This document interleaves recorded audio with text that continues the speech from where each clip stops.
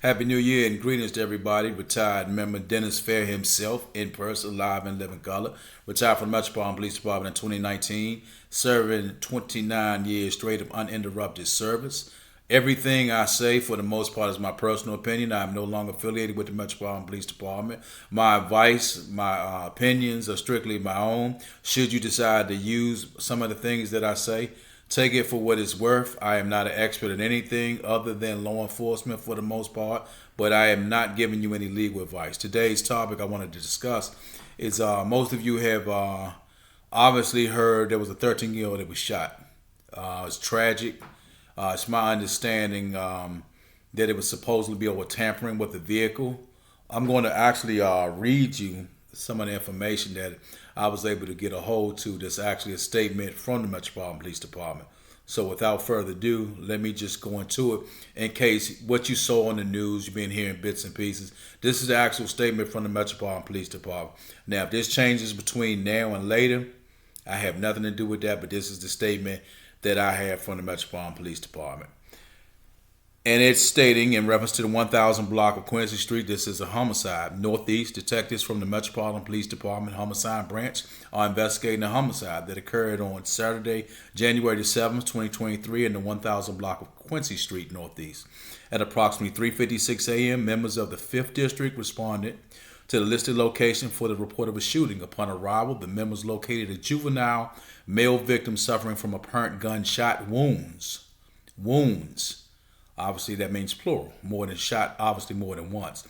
DC Fire and Emergency Medical Service responded to the scene and transported the victim to an area hospital. After all life-saving efforts failed, the victim was pronounced dead.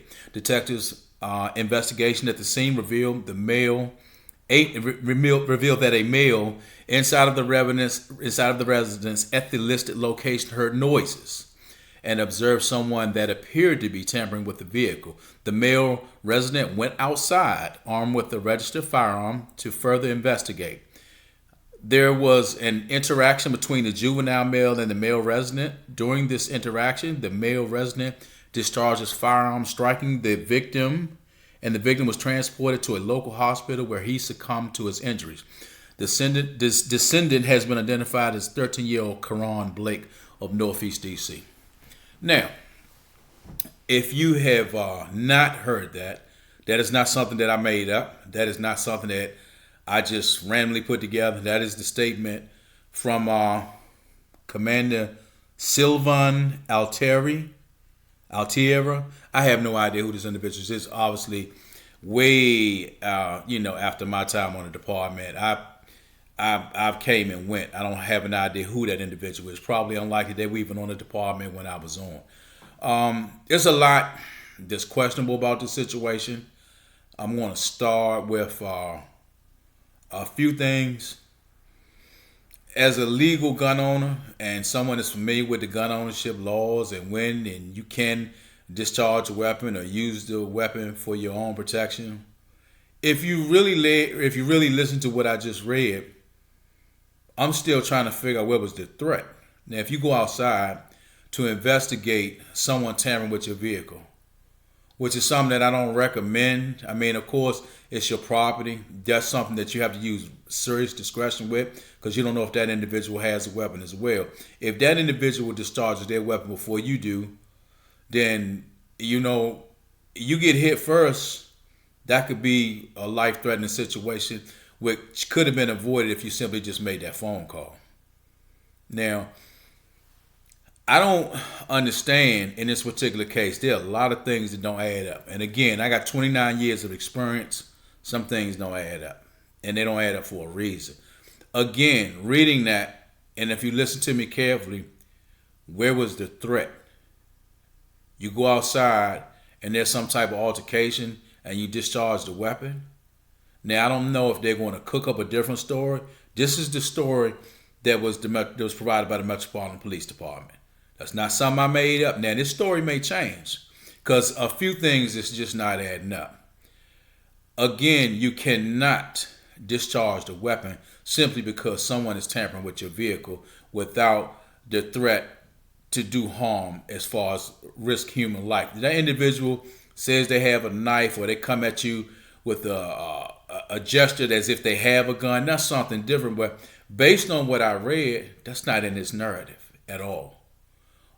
It's my understanding from watching the news that whoever this individual is, they're currently on administrative leave. Now, there's only, it's so bizarre.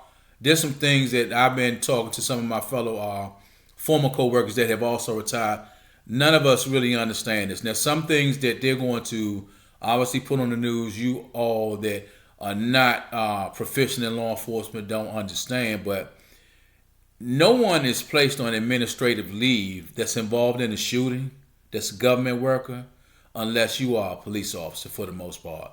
For example, you are a legal gun owner and you get into an incident and you actually discharge your weapon. And let's say it's legit. Let's say it's a legitimate situation. You're not going to be put on administrative leave if you work for corporate America somewhere. In most cases, that doesn't happen. You're not put on administrative leave for something that happens outside of your job. Now, you may be put on sick leave or annual leave or leave without pay, but administrative leave, that only happens in law enforcement when you're involved in a shooting. Obviously, it's in reference to your occupation. It's a lot, rather. I'm not even saying a little. It's a lot about this situation that doesn't add up. If this was a police officer that shot this 13-year-old child, and regardless, somebody has lost a child, bottom line, it shouldn't have happened. Of course, I know a lot of people are saying, well, the individual shouldn't have been tampered with a vehicle. But on the same note, what if it was your child? Peer pressure is a mother. You know what I'm saying? You can't say that you never did nothing stupid. And maybe you didn't do something this stupid, or maybe you did, but nothing is worth losing your life over when it comes down to some property. You know what I'm saying? The average parent would rather make restitution, pay for whatever that child stole or damaged, than to see their child carried to a cemetery or view that child in a funeral home before the funeral. You know what I'm saying? I have been there. I know what that feels like as far as dealing with my wife's loss of her son, which I treated just like my own. However, the bottom line is this individual, based on what I read, I don't see the threat. You cannot shoot an individual over property. Where was the threat? Now, if this had been a police officer that shot an unarmed child, you'd have Black Lives Matter, you have Al Sharpton, Ben Crump, and the rest of the hustlers. And again, like I said, I don't really have no filter. These are my opinions. So if I offend you, that's okay too. I have extensive experience with the whole Black Lives Matter organization, which is a fraud. My wife tried to contact them after she lost her son. Crickets. We're still waiting for a response. Obviously, my wife's son, this is totally off the topic, wasn't killed by police, so there was no money to be made. So they just pretty much bypassed my wife like, there's no money to be made off her. Somebody in the neighborhood killed her child, so we can't really make any money or really get any publicity. That's a whole nother story, but on the same token, bottom line is you got a 13-year-old dead over some property. Now, normally in a situation like that, by now there would have been a charge. Somebody would have been charged with something, if nothing but negligent manslaughter or some form of charge criminally would have been brought forward. Now, I understand that I think Chief Conti was upset and frustrated. Bottom line is, you can be as frustrated as you want. If you're not transparent, people are going to come to their own speculations. In my opinion, the police department, upper brass, chief on down, mayor, has not come clean. How are you on administrative leave unless you're a police officer or unless you are really somebody that's affiliated high politically after a shooting like this? The bottom line, reading that, if that took place how it was written, which I don't think the police department has a reason to lie, where was the threat? How do you shoot this individual when you're going out there to investigate and somehow this individual is shot? And based on what I read, it said gunshot wounds. Wounds, I'll take it that's plural. That means the individual was shot more than once. Bottom line, it's a lot of unanswered questions. I'm transparent. I don't really care whether it's a police officer or whether it's Joe Blow citizen.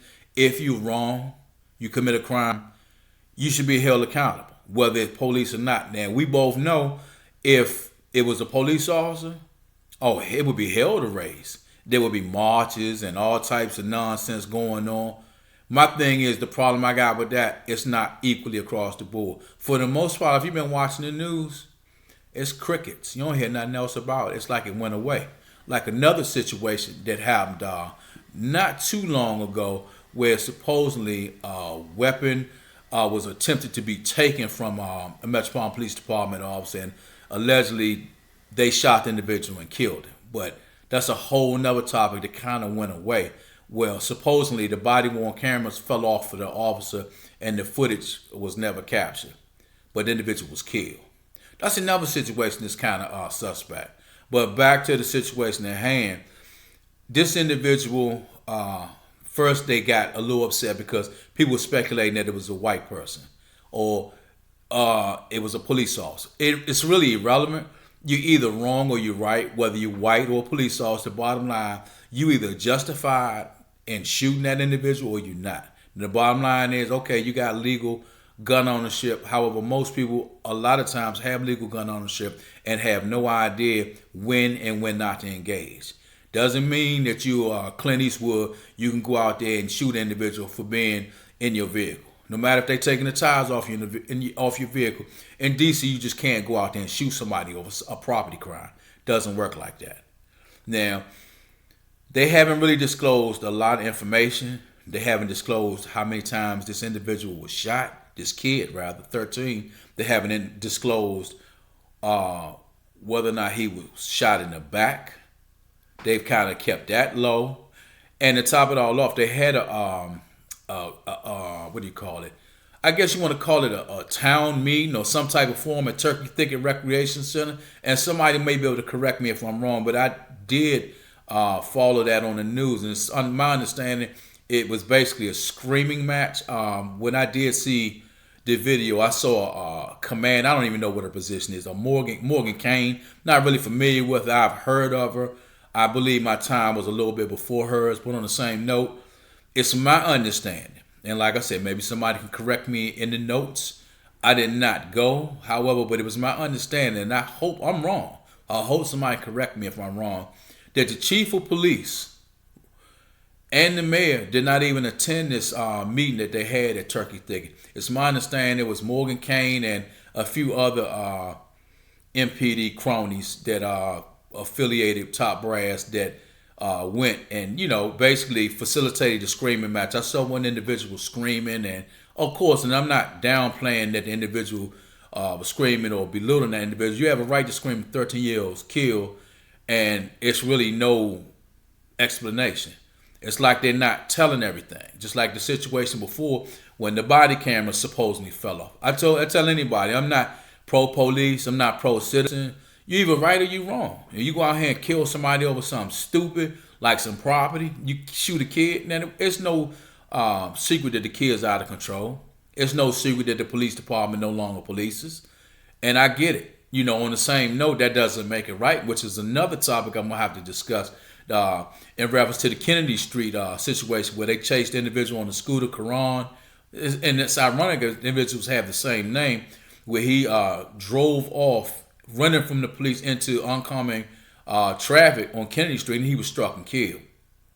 Now, the two officers have been convicted. One, Lieutenant Sabowski, I worked with, he's facing, I believe, 20 years. The other officer, Sutton, not familiar with him by name, but he's facing 40 years. One of the most severe charges is obstruction of justice. I'm going to do a video on that. That's a whole nother subject.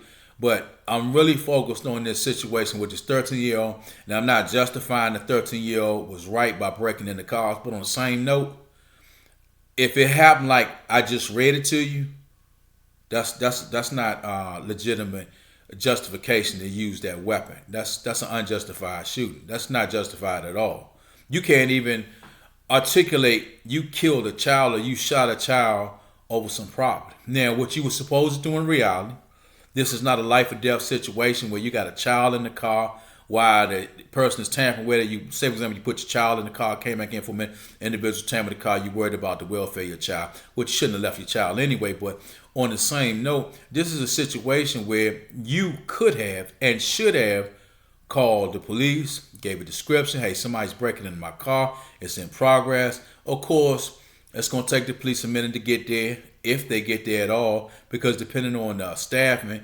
it may be a run that's pending. And when I say pending, that means there's no officers available to take the assignment. That happens. Yes, it does happen. We got a priority, and the dispatchable concentrated unit priority. We have a crime in progress, death from auto in progress, so and so, Quincy Street. Unit to assist. Sometimes you hear crickets because everybody's held on another assignment. And some people are not even held, but they still held. They just don't want to take the assignments. That's called milking a run. In other words, they basically BSing. You know what I'm saying? That happens as well. But it's a situation that for whatever reason isn't really making mainstream news. Now it's kind of like settling. And I don't really understand. I noticed the chief, Conti, really got emotional. And this is not the type of job where you lose your professionalism and start getting upset because individuals are screaming about, what happened to the individuals. You have to go in there and maintain your professionalism. If you can't do it, hire somebody that's a public information officer that can handle the stress and speak properly without getting upset and emotional. You can't get emotional as the chief. I get it, but on the same note, if you can't handle that job, quit. Or allow somebody to, at least, to be honest with you, I could do it. I could do the public information, but would I do it? Absolutely not.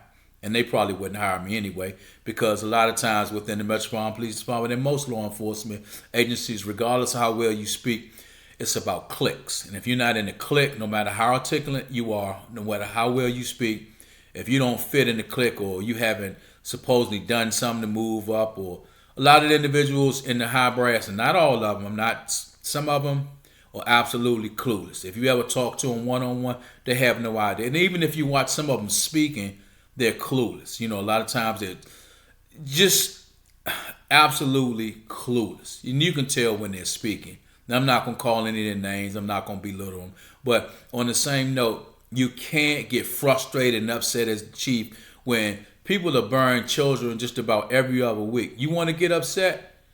You see somebody upset? Talk to my wife. Talk to some of these parents that had to bury children.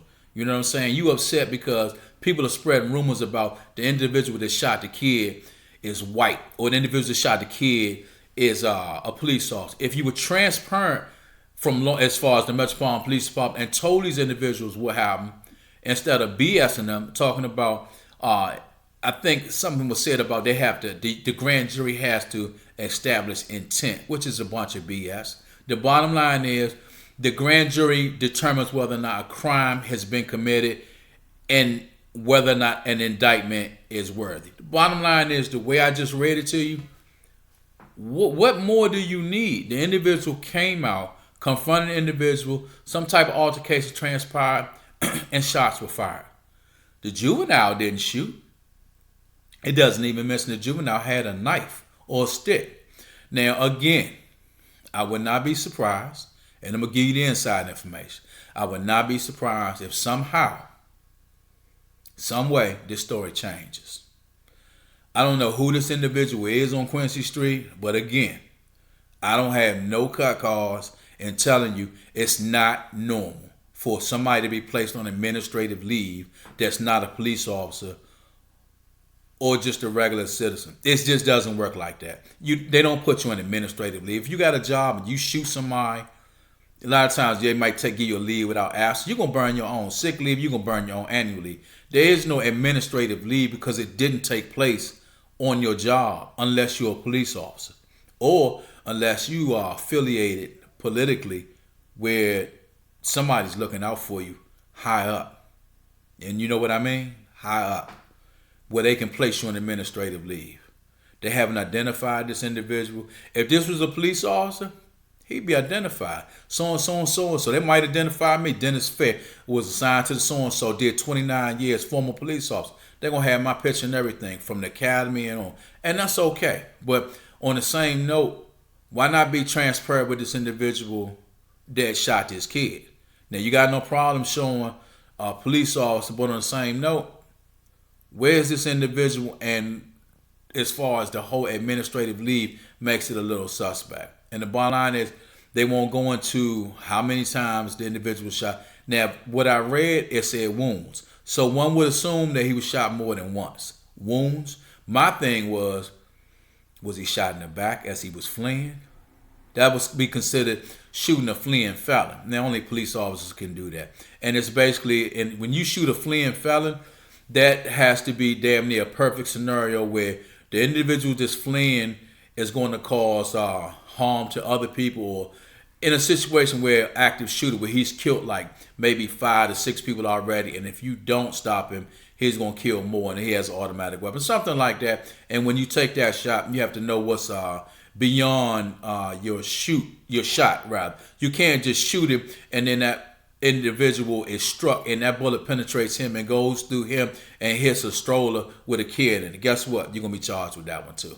So it's a little bizarre from what I read. Again, if you need to go back, just go back to the part where I read it. I wasn't reading too fast, but on the same note, at no time does that statement say the individual charged at the individual with the gun, or the individual threatened or looked in a menacing way. It's nothing there.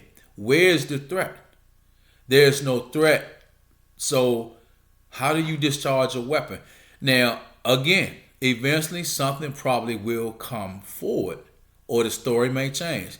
I'm hoping not, but it's very hard to be transparent when you look at a situation like this and think, why haven't they said, any more about it? It's almost like it hasn't really been on the news, And if it's true that they had the town hall meeting or the forum at Turkey Thicket, which I did see, and the mayor didn't show up, and the chief didn't show up, that says a lot right there. Actually, that's an insult, and it's a slap in the citizens' faces that want to know what happened. You don't, that's the respect you have for us. You don't even show up as the chief of police, but every 5 minutes, you on the news talking about prayers to the family, or if you see something, say something, dial 727 so-and-so, so-and-so, the tip hotline, or the mayor is constantly saying, we got to stop this. And it's my understanding she just spent $8 million from what I saw on the news. Actually, I read this in reference to the migrants. You $8 million, and you got people here, and you got situations here with violence, and then you requested the National Guard for the migrants, but you won't request the National Guard. Not to say that would change things as far as the gun violence, but it's kind of hypocritical. You want to call the National Guard in for migrants, but you don't want to do anything when it comes down to gun violence as far as juveniles. It's almost like they don't matter. And that's what I tell individuals, that the mayor painted the Black Lives Matter mural and whatever you want to call it. That was just basically to taunt Donald Trump. Honestly, in my opinion, if you really cared, you wouldn't be biased as far as going to certain areas of the city more than others. If you can't go, obviously as a mayor, you can't go everywhere every time. But on the same note, it's no secret that if something happens in Georgetown, she's front and center, along with the chief. Now, something happens on the other side, you may see a lieutenant doing the press conference. Sometimes you won't even see that. A lot of times, individuals are shot and killed. It doesn't even make the news. And I think 2 females were recently shot, Uber drivers or something. It's just basically the police department is non-existent. And I got no problem saying it, although I was a member for 29 years. In the 90s, for the most part, was my heyday. It wasn't like this. Police actually did their job, but a lot of times now they've been encouraged to do less. And a lot of the officials tell them this. They're not going to tell you this on the news. Nobody's going to admit to that. They tell them to do less, don't get involved in anything, because if you do less, it's less complaints. So a lot of times you might see them on details on Kennedy Street. A lot of officers volunteer for these details because you're not going to really get no radio calls, no calls for service. You can sit on Kennedy Street all night or all day. Yes, they smoking weed and all that at the Rainbow Market and at the funeral home, hanging out, all that. But that's not your problem. Yeah, you might hear gunshots in the next block. Guess what? You got to go to that. But it's no respect for the police department. And they are actually doing everything they can to bring forth new members. $20,000 signing bonus, something like $8,000 rent assistance, 2 weeks in a hotel. You name it, they have it, and they still can't get decent applicants. So it's a problem nationwide. It's not just the Metropolitan Police Department. You have a lot of members that are retiring, that are throwing the towel in, and I get it, because no matter what, if it doesn't look right, the police department is not going to back you from chief on down. Even if it's legit, the police department is not going to back you. If the mayor, say for example, doesn't think it looks right, the chief is not going to step up and say, look, the man had a gun.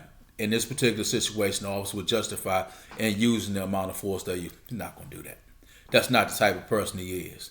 And that's just my opinion. And like I said, some people might personally know him, who I personally don't personally know him, like to hang out with him, but have worked with him to the point where if I was to see him, I would talk to him.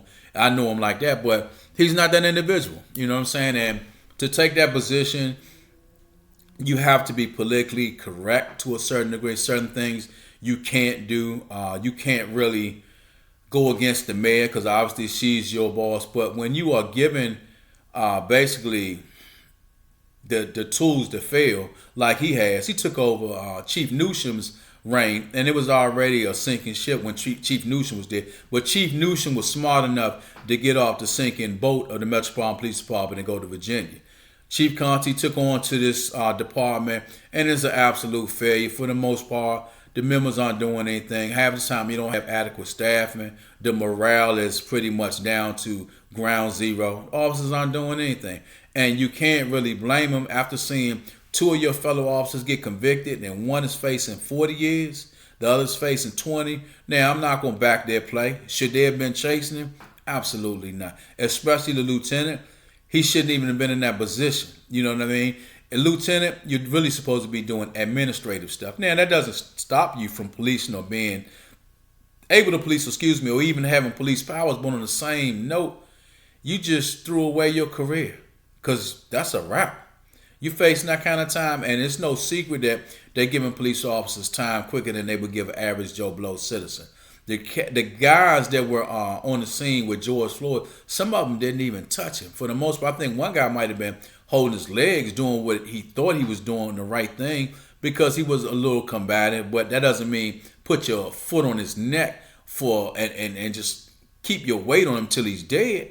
But some of those individuals were just on the scene, looking at the crowd. Guess what? Doesn't matter. They're going to jail. They charged with, violating the civil rights and things like that. So the bottom line is, it doesn't pay to actually police in most police officers' mindsets. So what you see is what you're going to get. It's not just D.C. It's Montgomery County as well. I've spoken to some of those officers that I know, and they've been instructed to do absolutely nothing for the most part.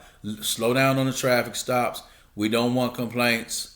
We're short out here, so don't nobody getting enough. It's basically a lawless environment now, and everybody has a gun, but the people that should have them, the citizens that are legally able to carry them. But a lot of individuals are not comfortable carrying guns, which I think is something you might want to consider changing if you don't have children or you just don't feel good about it. I can understand that, but if you don't have any issues with it, it's something that you need to research, if nothing more, because I'd rather see you with a legal gun in a situation where somebody's trying to kick in your door than you call 911 and someone comes on, a recording comes on and says, someone will be right with you. Please don't hang up, because that is a real situation. I'm not exaggerating. Depending on when you call 911 in D.C., you just might get a recording that says, please hold, all call takers or whatever, someone will be momentarily. Please don't hang up. That's reality. Now, you can rely on the Metropolitan Police Department if you want, or you can look into legal gun ownership. I'm not saying get a gun if you are unstable. Of course, you may qualify from a criminal aspect. You may not have any charges. You may have a pretty decent record, and you may not be visually, mentally, impaired. But some individuals don't always show that they are mentally impaired. Some individuals have mental issues, and you can't really tell, and you talk to them every day. So some people may be qualified to have a legal gun, but shouldn't. And in this particular case, what we're discussing, the 13-year-old, clearly that was a bad decision. You shot a child, and it wouldn't even matter if it was a child. You shot someone. If it was a man, it would still be the same unjustified shoot. You shot an individual over property that wasn't a threat to human life. Now, I'm just going by what I read. I'm not going by speculations. I'm not going by guessing. I'm not going by coulda, woulda, shoulda, or man, you wasn't even there to know what happened. Nope, I wasn't there, but I just read the statement from the Metropolitan Police Department. Now, if that's not true, or something else happened, the Metropolitan Police Department lied, or somebody's doctoring up a new statement where they're gonna add some more to it to make it right. Now, we all know that happens. That's no secret in law enforcement. It's been happening for years. A lot of times individuals have been on bad shootings, and depending on how your officials are, and I'm saying this is real, I've never experienced it, but everybody knows it's happened where individuals a lot of times will say he was reaching for a gun, or sometimes they'll put a gun down. It's happened. And even an individual that I think shot the individual in the back, he obviously, I'm not sure what jurisdiction it is, forgot the cameras from running. His body on camera shows him putting his taser by the guy after he kills him. So it's a lot of it that goes on in law enforcement. There's a lot of cover-ups that go on. That's no secret. I tell anybody, I don't sugarcoat it. I don't have no loyalty to the police department. I don't have no loyalty to any actual citizen. I'm just keeping it 100. The bottom line is, some situations they're not going to talk about on the news. Some things they're not going to even tell you. And once again, this individual that we're speaking of, whoever he is, that shot this 13-year-old, is on administrative leave. Now, picture that.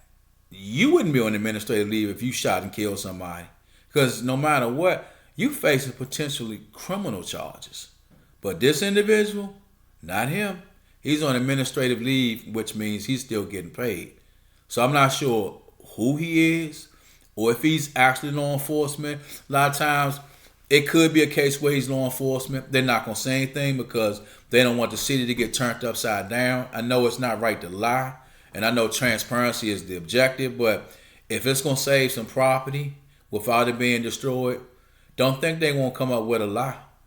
It just doesn't make sense. Like I said before, administrative leave after you involved in a shooting, some people haven't even questioned that. Some people don't know.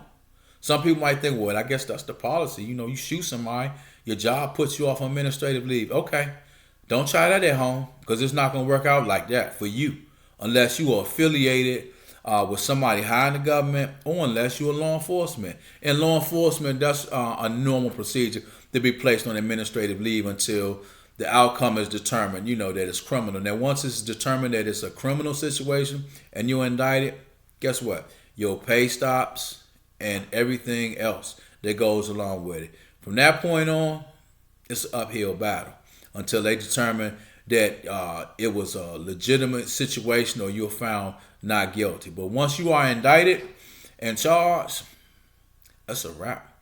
Your pay stops at that point. So again, I don't really get it. I was kind of disappointed to see the chief have a meltdown like he had, screaming and all that. It's no time for that. You know what I'm saying? You get mad because people want to know what happened. You can't get mad. I mean, yeah, people going to spread rumors. He's getting upset because on social media, they perpetrated that the individual was white or the individual was a police officer. And they started, I guess, spreading fictitious pictures of the individual. Come on. You supposed to be a little tougher than that, than to get all emotional over that. You have to maintain and be able to go to these meetings, even if they're hostile, and tell these citizens the truth. And you'll have more respect. But when you go and, or better yet, in this particular case, from what I understand, you don't show up at all. You send Morgan Kane, who I did see on TV. I'm not even sure what her position is, but a lot of these individuals are scapegoats. They send or they pull up in the ranks that have never had any clue on how to actually police. A lot of individuals you see have never been on the street, and it shows. Like I said, I don't understand why you would get upset because people are spreading rumors. Social media, they do it every day. If it's nothing to hide, I know it's an investigation. So some things you don't reveal. Now, he did reveal that the person was a black male, I believe, which, excuse me, in reality, you don't have to say anything. You could have been professional and said, look, at this time I'm not at liberty to discuss the matters into the case. Is currently under investigation by the U.S. Attorney's Office. As soon as they have concluded their investigation and make a determination whether or not charges should be filed, I will be coming forward with more information. That's all. All the screaming and people are spreading rumors and it's dangerous to spread. Come on, Chief. Come on. You were a police officer just as long as I was, or maybe I don't know him like as far as being on the street. I don't know anything about him other than that. Remember him as a sergeant, but on the same note, you can't get upset and melt down when individuals are questioning or want to know answers. Bottom line is you took that job. Nobody made you be chief. The mayor appointed you. You could have easily declined and said, look, this is too much. Let me stay downtown at the SOC or in the office somewhere where I don't have to deal with all this nonsense. But if you can't handle that, get a public information officer that can speak and handle the pressure, because you're going to get those types of questions. You know what I'm saying? Even when the media answered questions, you got frustrated with that. That's come on, that's part of the game. You have to be able to answer the questions that nobody wants to answer. Somebody wants to know specifically how many times was he shot. You can't get all upset and just go off on the media. You just speak. At this time, I'm not at liberty to disclose how many times he shot. It's current investigation that's going on. It's active and blah, blah, blah. It's textbook. It's not that hard. But getting upset, screaming and all that, come on now. If it's too stressful, go ahead and get that position up and let somebody else handle it. Or get a good public information officer. Years ago, they had a public information officer, and when situations like this happened, they didn't even talk to the chief. They would talk to that public information officer that was well-versed, that spoke well, didn't crack under pressure, didn't get all upset and screaming and all that. Come on. Bottom line is, people have a right to know what happened. A 13-year-old is dead. Now, regardless of why the child, and I'm getting why was he out at 4 a.m. in the morning? Peer pressure. For the most part, people that understand kids, youngins do some stupid stuff. And the bottom line is, hypothetically, he could have had parents. He could have had some individuals where he snuck out. Now, does that make them the worst parents? If you sneak out at night, parents think you sleep, they sleep, and come to find out they get a knock at the door by Metropolitan Police Department Homicide Division. Hey, how you doing? This is so-and-so from Detective so-and-so from Metropolitan Police Department Homicide Division. I was just wondering if I could talk to you. Are you the parents of Karan so-and-so, so-and-so? How you, well, ma'am, is possible you could sit down. We would just like to discuss the whereabouts, and are you familiar where he is? Stuff like that. And after that, it's never a pretty situation, because when the Metropolitan Police Department Homicide comes to you to talk to you, or any law enforcement individual comes to talk to you, in most cases, it's not a positive interaction. And that's another thing that I'll eventually go into during the video. Well, most people don't understand. The majority of interactions with police officers is negative. Most individuals I came in contact with, it was nothing positive. They wasn't glad to see me. Sometimes on rare occasions, but a lot of times it wasn't. You come to the scene, a wife, a woman, female, got her mouth split open, domestic violence, you know what I'm saying? You got an individual husband that's, screaming and curse. A lot of times, the bottom line is when the police come, it's nothing good. It's not a positive interaction. Some occasions it's good, but the majority of them, you come into the scene of an accident, individuals all out the car, thrown through the window. There's so much stuff that you have no idea that you will see, and people have no idea that a lot of times some police officers can't turn that stuff off. They don't know how to let it go, but I just don't understand this scenario here with this 13-year-old. It's a lot that doesn't add up, and my Keith Sweat voice, something just ain't right. 13-year-old shot. It's no threat to human life. The individual, based on what I read, was never at harm. It was never a threat to that individual. The individual never made the phone call to law enforcement based on what I read. Now, again, this scenario could change. Now, whether or not it's going to change, I don't know.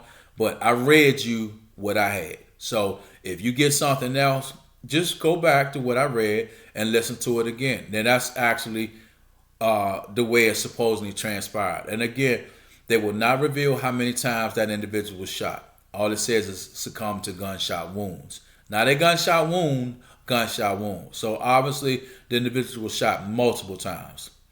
Now, another thing that's somewhat odd, in most cases, everybody has a Ring camera. Everybody has cameras on their doors and all that. And where's the video footage of the body worn cameras? Because when the detectives interview, they or whoever, they have to have their cameras activated. And the bottom line is, their cameras all in that particular area. Where's the camera footage? Now, if there is camera footage or Ring footage, I can assure you that the detectives have already recovered it. Now, where that stuff is right now, as far as the evidence to those cameras, unknown. But there is footage. If nothing more, if the shooting wasn't captured on video, I can assure you somebody captured the sounds. Somebody captured the sounds of the gunshots. That's guaranteed. Now, what's odd, a lot of times you see situations where people post Ring footage, and sometimes it's just, audio where you hear gunshots. You haven't heard nothing in reference to this. I know for sure that those gunshots were recorded, audio, obviously. But you haven't heard anything. And it's just suspect how nobody is really talking about it. After the little meeting at Turkey Thicket, things just kind of went down. And my thing is, you should have the same energy as me, because at least I'm talking about it. And I got no problem saying something isn't right about it. A lot of individuals going on with their life like, man, whatever. Shouldn't have been messing with the car. I get that. Shouldn't have been out 4 o'clock in the morning. I get that. But what if it was your child laying in the driveway of somebody's, home,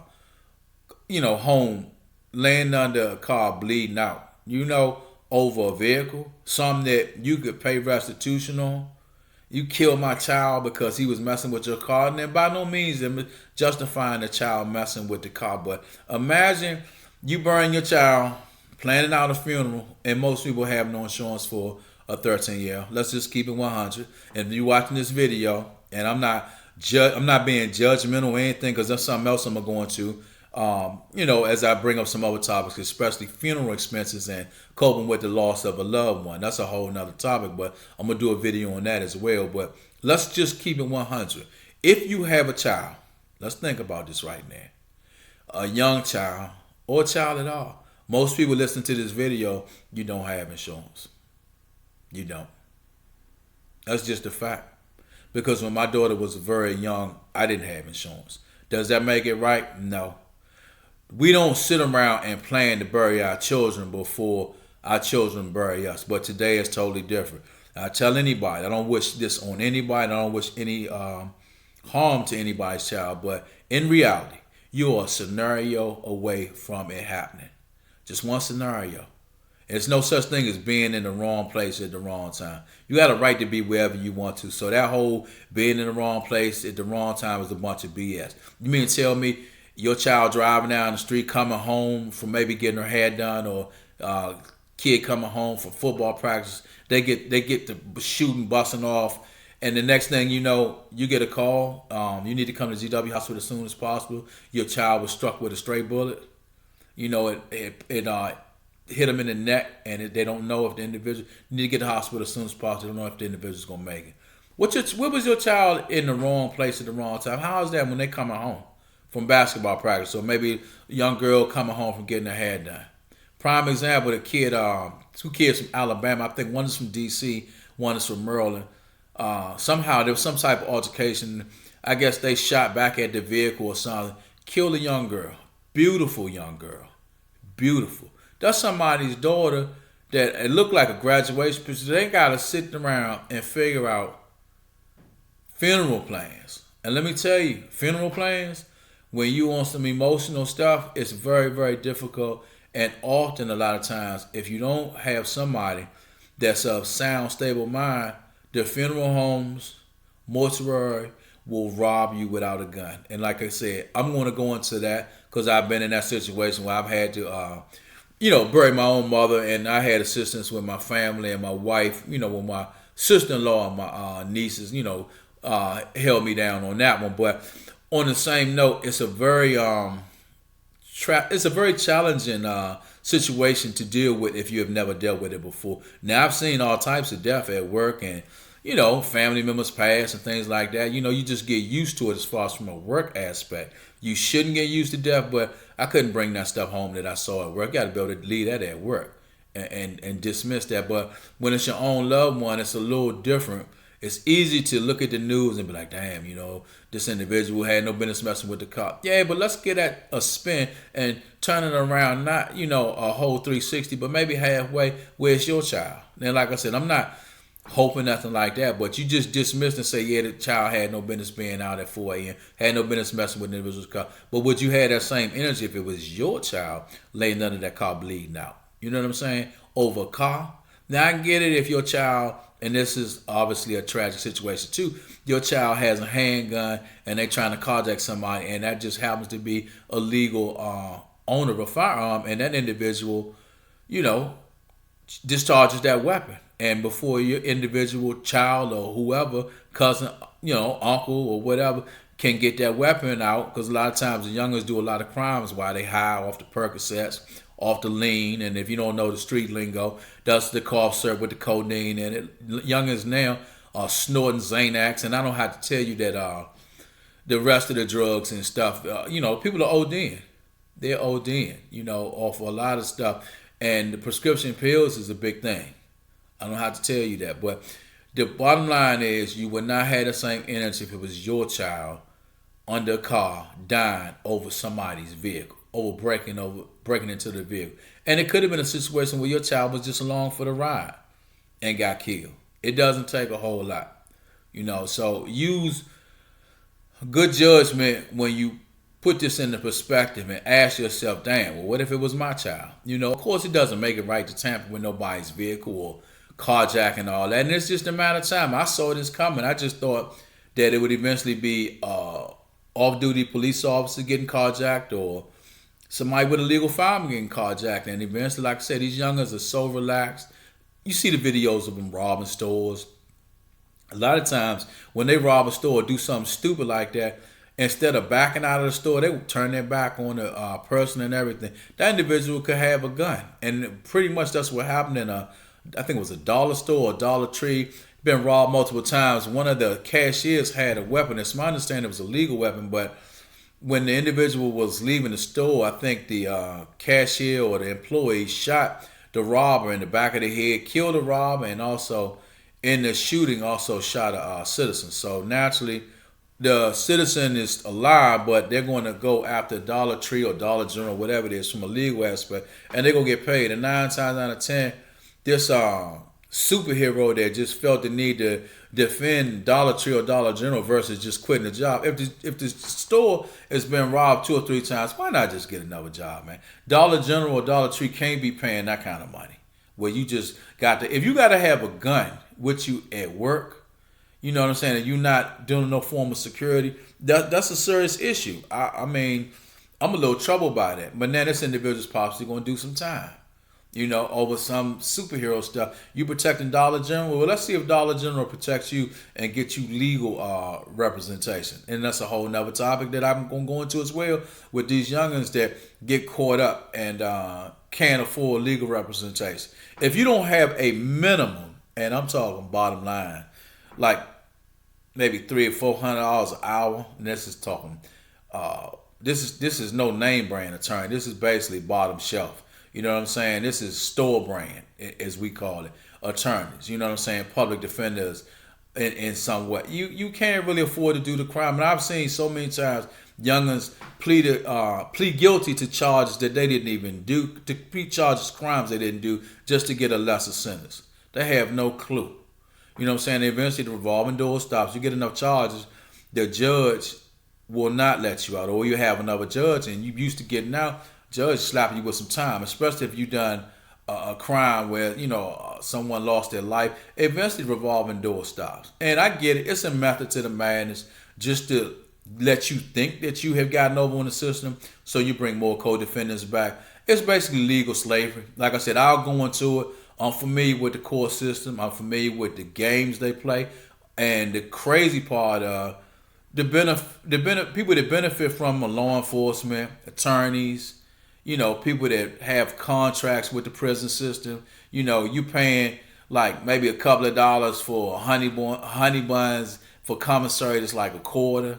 Man, what you getting, like maybe 3 cents an hour, which is basically slavery if you working, in the penitentiary or whatever. But it's a whole nother situation. I'm not gonna really go too much longer because I really wanted to address this. It's a very troubling situation, to see a 13-year-old just gunned down like that. And I know some people, I was kind of surprised at some of the reckless comments. Was like, it's easy to be a keyboard soldier. Some of these little forms, everybody like, well, he had it coming and all that. Yeah, come on now. You wouldn't say that in real life to nobody's child or nobody's parents if you was one-on-one.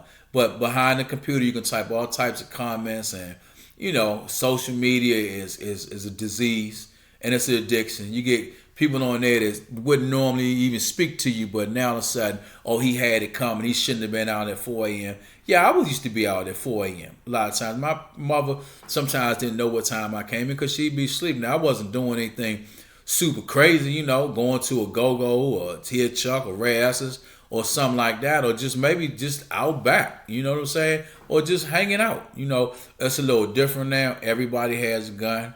There's a pipeline of guns coming in D.C. Who actually is bringing them is hard to really determine, but that's something that's, in my opinion, is not being addressed by the police department. The police department is like, honestly, a complete failure. And it's not just the Metropolitan Police Department. It's departments all over. They have pretty much thrown the towel in because their motto is, why do something and get charged with profiling or excessive force and I lose my freedom and my career and my pension over some nonsense? The prime example was the Kennedy Street thing. If they hadn't chased the young in Quran, they would still have jobs. The bottom line is, why you chasing them? You know that's against the chase policy. You can't chase for misdemeanors.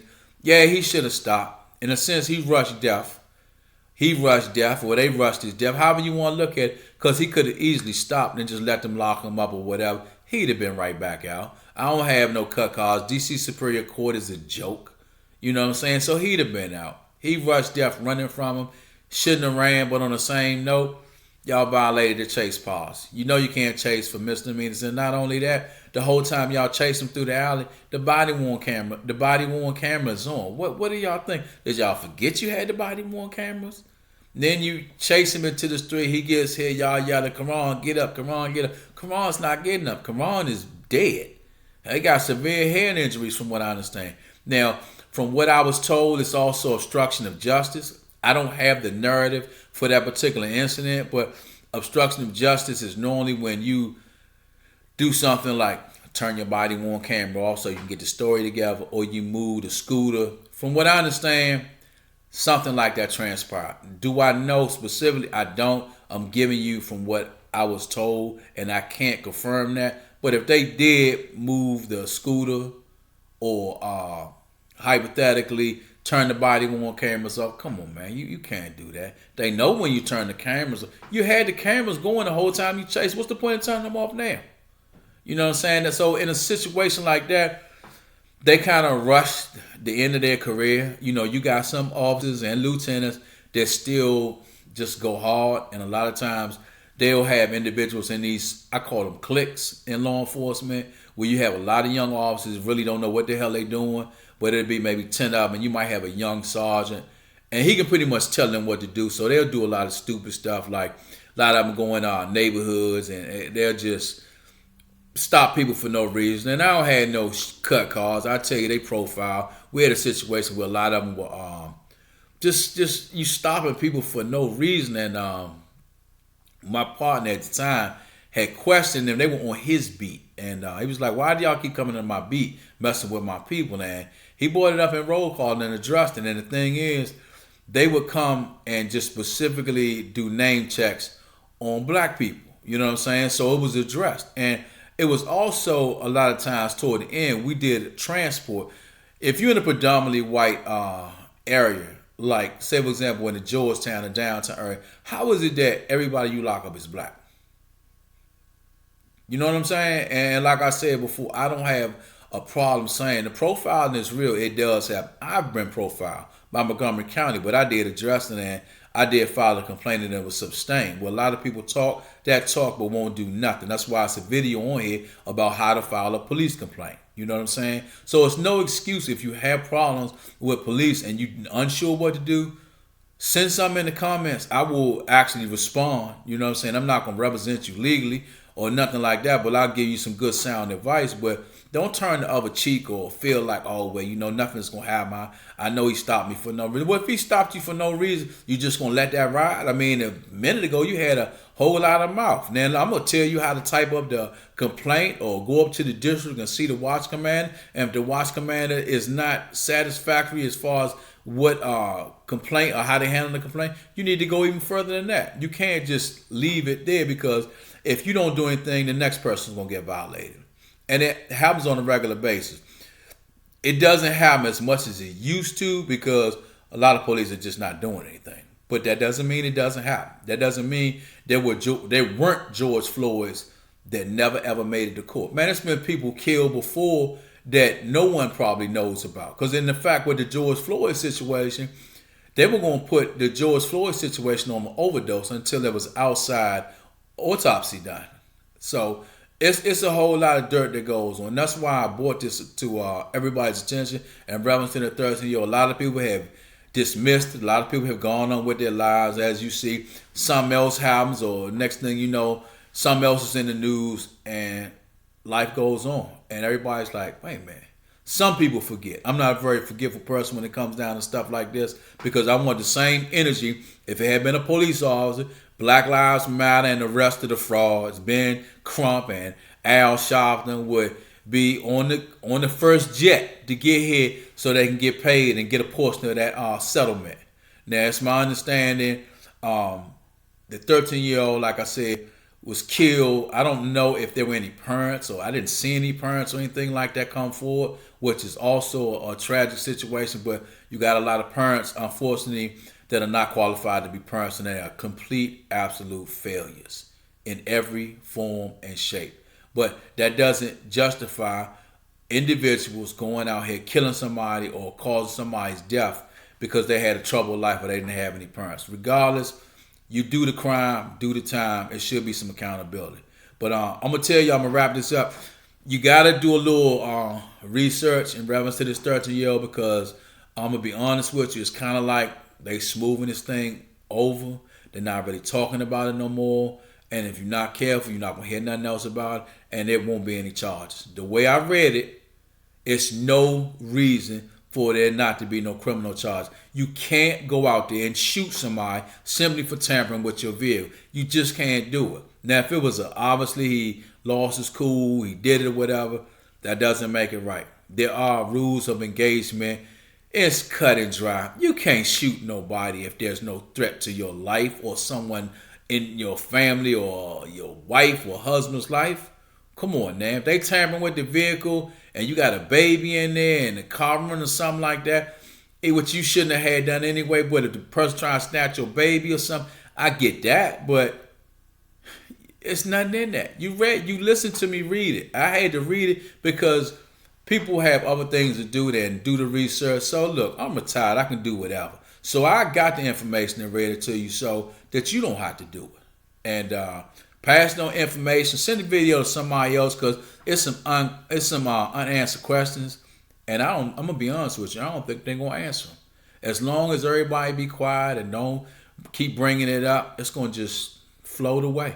Because I don't understand. The U.S. Attorney's offices would have had an indictment if it was a police officer.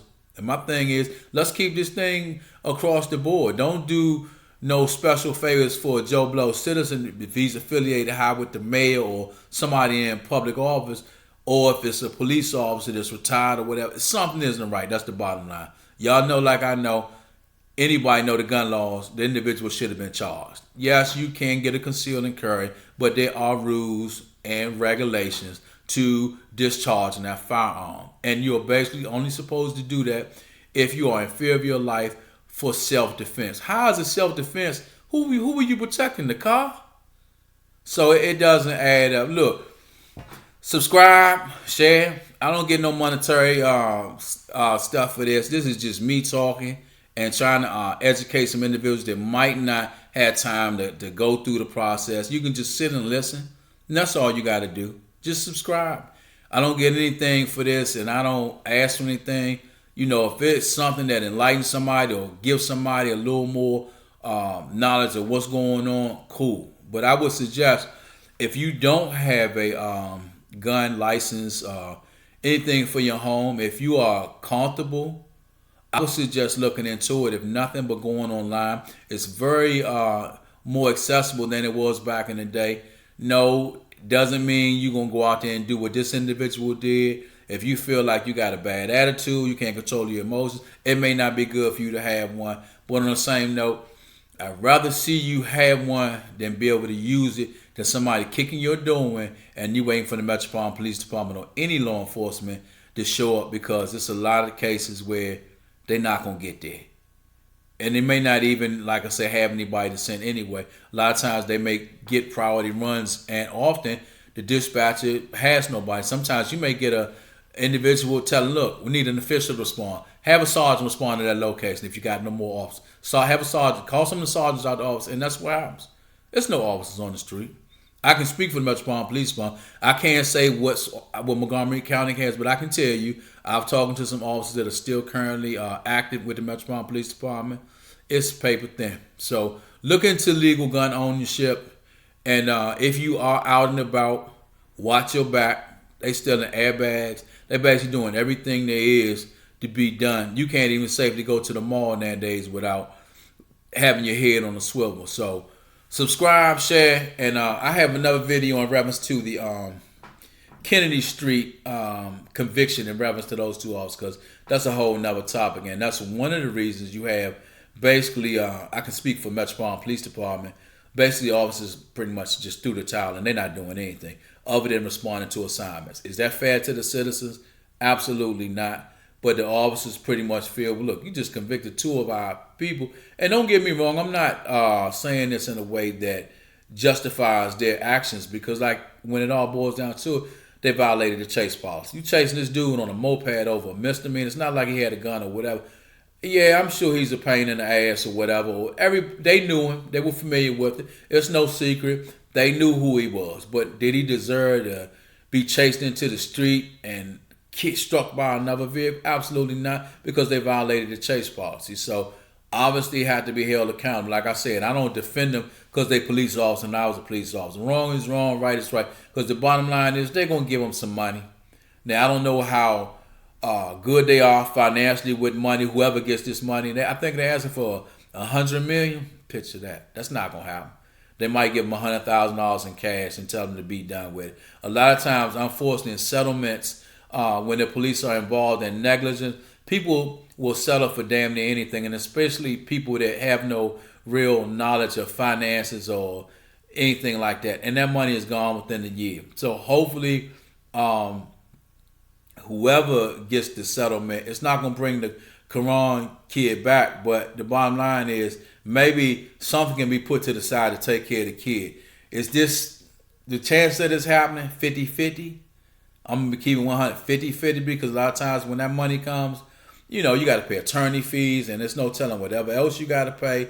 And like I said, when you are illiterate from a financial aspect, that money will be gone super fast. I wouldn't see it lasting a year. But they're going to get some money, especially with the officers being indicted. And I'm not sure when they're going to be sentenced, but based on the law enforcement nowadays, they'll do time before average citizen. The average citizen go out and kill somebody and they'll get off. But the police officer, you held to a different standard. My only thing is, I think it should be accountability across the board. You're a police officer, you participated in some negligence, like the George Floyd situation, yeah, put him under the jail. But on the same note, you kill my child or my child catch a stray bullet because of your negligence, you should be under the jail as well, under that police officer.